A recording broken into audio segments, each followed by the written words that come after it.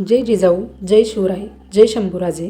गडकिल्ले संवर्धन प्रतिष्ठान महाराष्ट्र राज्य सादर करत आहोत शिवसाम्राज्याचे दिनविशेष. 4 जानेवारी इसवी सन 1664.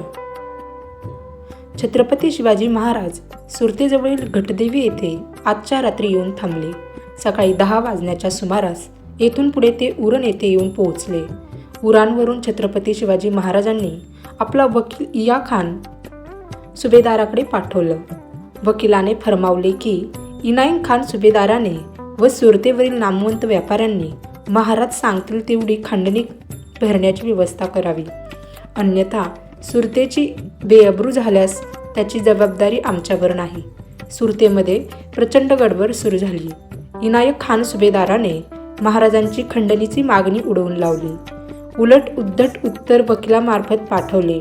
महाराजांनी या वकिलाचा कैद केले. वकिलालाच कैद केले. 4 जानेवारी इसवी सन 1665. महाराज प्रतापगडी. महाराज ग्रहशांती शांतिविधी करण्यासाठीच तसेच आई भवानीचे दर्शन घेण्यासाठी प्रतापगडी दाखल झाले. 4 जानेवारी इसवी सन 1681. छत्रपती शिवाजी महाराजांच्या अखेरच्या काळात त्यांचे पोर्तुगीजांशी फारसे चांगले संबंध नव्हते.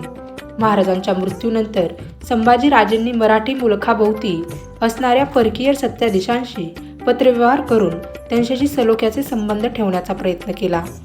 5 मे 1680 रोजी त्यांनी आपला वकील गोव्याच्या व्हाईसरॉयकडे पाठवून मैत्रीचा तह करण्यास सुचवले होते. ही बोलणी सुरू असतानाच मराठ्यांचा षडचोलीचा सुभेदार मोरो दादाजी यांनी बारदेशातील सिओलिम हे गाव लुटले व गोव्याकडे मौल्यवान रत्ने घेऊन जाणाऱ्या व्यापाऱ्यांना पकडले.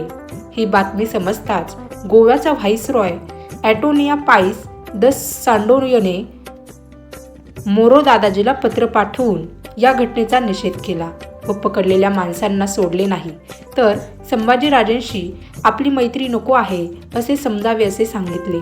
शिवाय धर्माजी, नागनाथ व मोरो दादाजी यांच्या प्रांतातील व्यापारही बंद केला.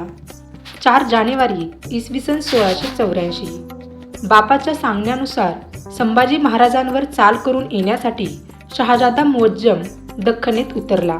डोंगरदऱ्याची कधीच सवय नसलेली व आयुष्याचा बराच काळ ऐश आरामात घालवलेली त्यांची फौज सह्याद्रीसोबत चालत जुळवून घेऊ शकली नाही. मराठ्यांकडून सपाटून मार खाऊन परतताना त्यांच्यावर उपासमारीची भयंकर वेळ आली. जीव वाचवणेच कठीण झाले. अंगावरील कपड्यांचीही गाठ पडली. 4 जानेवारी इसवी सन 1721.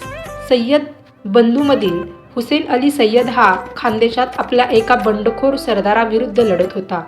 त्याच सुमारास हैदराबादच्या निजामाने स्वतःचा प्रभाव वाढवायला सुरुवात केली होती. सर्वप्रथम सय्यद बंधूच्या मदतीला जाणे आवश्यक होते. सरळशकर हैबतराव निंबाळकर मराठी फौजेसह खानदेशात निघाले. त्यावेळी फौज नेमकी किती होती हे निश्चित माहीत नाही, परंतु किमान 20,000 मराठी फौज असावी. खानदेशातील बंड मोडून काढले गेले. निजामाच्या फौजा आता उघडपणे स्वराज्यात घुसखोरी करू लागल्या होत्या.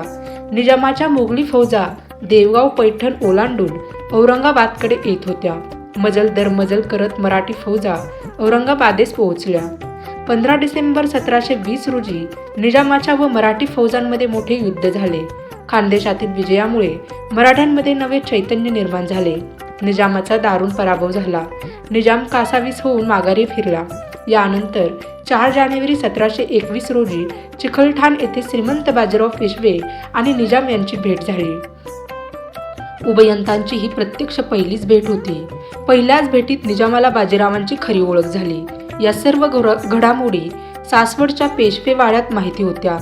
भेटीच्या 1 दिवस आधी मातोश्री राधाबाईंनी बाजीरावांना पत्र पाठवले होते. पूर्वी बाळाजी विश्वनाथांच्या कारभारात राधाबाईंनी प्रत्यक्ष सहभाग घेतला नसला तरी राजकारणातील बारकावे त्यांना चांगलेच ठाऊक होते. म्हणूनच निजामाची भेट घेताना कसे जावे, कसे बोलावे आणि कोणती खबरदारी घ्यावी याबाबत त्यांनी सविस्तर मार्गदर्शन केले होते. बाजीरावांनी मातोश्रींच्या सल्ल्यांचा योग्य विचार करून निजामाच्या भेटीस गेले.